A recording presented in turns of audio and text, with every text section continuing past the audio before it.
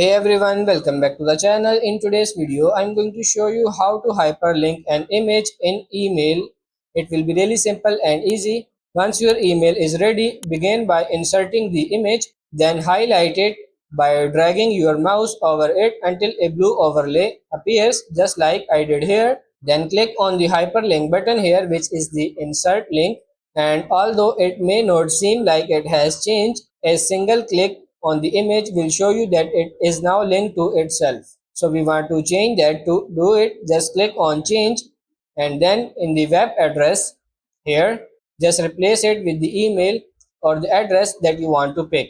Now if you want to verify it, which we highly suggest you do, just click on it and then make sure you've got the address here. So that's the easy method. So that's pretty much it for this video. That's how to hyperlink an image in Gmail. I hope this video was helpful. If it is, like it and subscribe to the channel. Thank you.